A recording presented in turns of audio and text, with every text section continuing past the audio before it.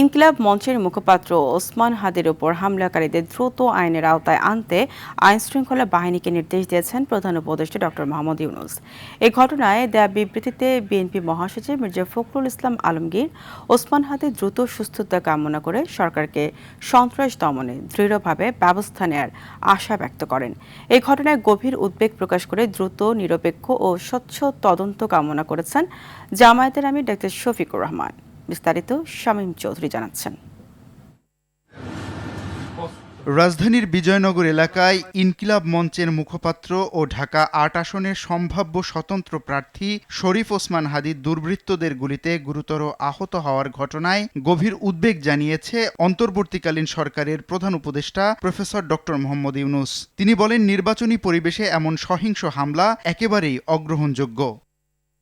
Facebook পোস্টে প্রধান উপদেষ্টা আহত ওসমান হাদির সর্বোচ্চ চিকিৎসা নিশ্চিত করতে সংশ্লিষ্টদের নির্দেশ দেন।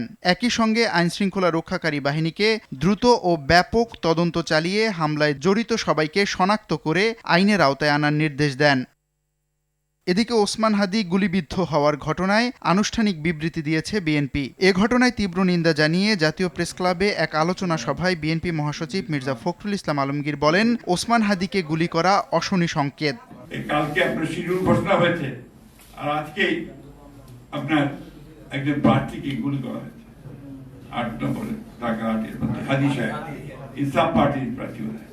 আমি তীব্র নিন্দা জানাচ্ছি এবং আমি একটা অশনি সংকেত দেখতে পাচ্ছি যে নির্বাচনকে বানচাল করার জন্য সেই শক্তি আবার চক্রান্ত শুরু করেছে। কিছুদিন আগে দেখেছেন যে আপনার চট্টগ্রামে এরশাদুল্লাহ সাহেব আমাদের ক্যান্ডিডেটকে গুলি করেছিল। আজকে দেখুন আবার ইনসাফ পার্টির ক্যান্ডিডেটকে গুলি করা হয়েছে। ওসমান হাদি গুলিবিদ্ধ হওয়ার ঘটনায় গভীর উদ্বেগ প্রকাশ করেছেন জামায়াতের আমির ডাক্তার শফিকুর রহমান। নিজের ভেরিফাইড ফেসবুকে তিনি বলেন, কোনো রাজনৈতিক প্রতিদ্বন্দ্বিতা বা মতভিন্নতার কারণে এ ধরনের সহিংসতা কখনোই গ্রহণযোগ্য নয়। তিনি ওসমান হাদির দ্রুত সুস্থতা কামনা করেন। শামীম চৌধুরী, RTV, ঢাকা।